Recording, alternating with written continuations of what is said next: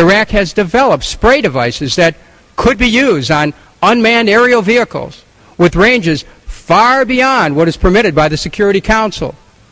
A UAV launched from a vessel off the American coast could reach hundreds of miles inland.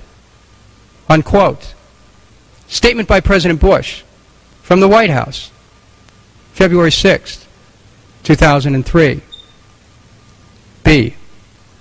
Despite overwhelming intelligence in the form of statements and reports filed by and on behalf of the CIA, the State Department, and the International Atomic Energy Agency, among others, which indicated that the claim was untrue, the President and those under his direction and control made numerous representations claiming and implying through misleading language that Iraq was attempting to purchase uranium from Niger in order to falsely buttress its arguments that Iraq was reconstituting its nuclear weapons program, including, 1, quote, the regime has the scientists and facilities to build nuclear weapons and is seeking the materials needed to do so, unquote. Statement of President Bush from the White House, October 2nd, 2002. Number 2, quote, here they're talking about the Iraqi report, also failed to deal with issues which have arisen since 1998, including attempts to acquire uranium and the means to enrich it, unquote. This is a letter from President Bush to Vice President Cheney and the Senate, January 20th, 2003. Number 3, the British government has learned that Saddam Hussein, this is a quote, the British government has learned that Saddam Hussein recently sought significant quantities of uranium from Africa, unquote. This is from President Bush's State of the Union address, January 28, 2003. C.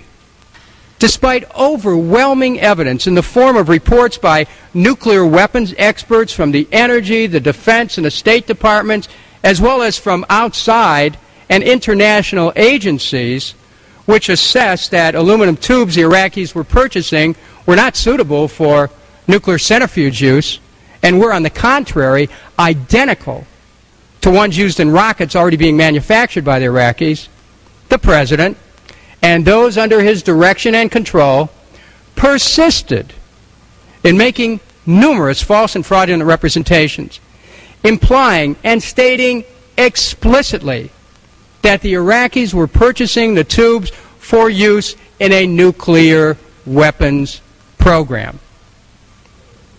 To wit, number 1, quote, we do know that there have been shipments going into Iraq of aluminum tubes that really are only suited to high-quality aluminum tools that are only really suited for nuclear weapons programs, centrifuge programs, unquote.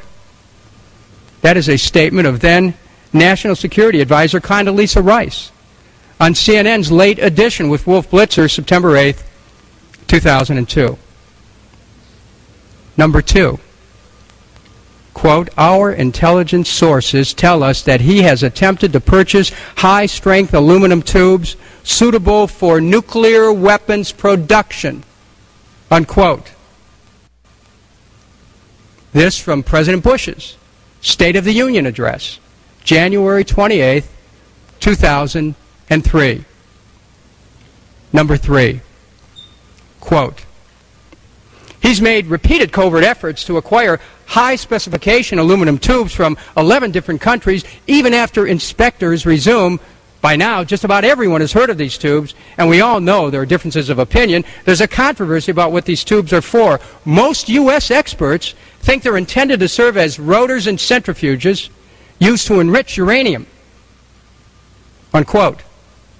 This is from a speech of former Secretary of State Colin Powell to the United Nations. February 5th, 2003.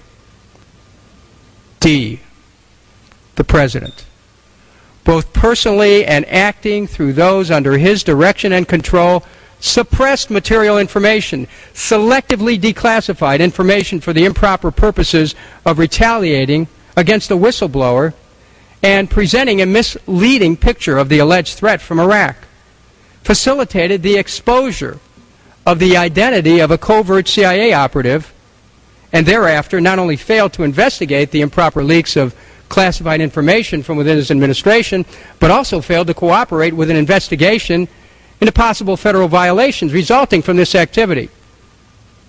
And, finally, entirely undermined the prosecution by commuting the sentence of Louis Libby, citing false and insubstantial grounds, all in an effort to prevent Congress and the citizens of the United States from discovering the fraudulent nature of the President's claimed justifications for the invasion of Iraq. E, the Senate Select Committee on Intelligence report on whether public statements regarding Iraq by U.S. government officials were substantiated by intelligence information, which was released June 5, 2008, concluded that, number one, statements by the President and Vice President prior to the October 2002 National Intelligence Estimate regarding Iraq's chemical weapons production capability and activities did not reflect the intelligence community's uncertainties as to whether such production was ongoing, unquote. Number two, quote, the Secretary of Defense's statement that the Iraqi government operated underground WMD facilities that were not vulnerable to conventional airstrikes because they were underground and deeply buried was not substantiated by available intelligence information. Number three, the chairman of the Senate Intelligence Committee, Senator J. Rockefeller, concluded, quote, in making the case for war, the administration repeatedly presented intelligence as fact when in reality it was unsubstantiated, contradicted, or even non-existent. As a result, the American people were led to believe that the threat from Iraq was much greater than actually existed, unquote. The President has subverted the national security interests of the United States by setting the stage for the loss of more than 4,000 United States service members and the injury to tens of thousands of U.S. soldiers, the loss of more than 1 million innocent Iraqi citizens since the United States invasion, the loss of approximately $500 billion in war costs, which has increased our federal debt, with a long-term financial cost of between $2 and $3 trillion, the loss of military readiness within the United States Armed Services due to overextension, the lack of training and lack of equipment, the loss of United States credibility in world affairs, and the decades of likely blowback created by the invasion of Iraq. In all these actions and decisions, President George W. Bush has acted in a manner contrary to his trust as President and Commander-in-Chief, and subversive of constitutional government, to the prejudice and the cause of law and justice, and to the manifest injury of the people of the United States. Wherefore, President George W. Bush, by such conduct, is guilty of an impeachable offense warranting removal from office.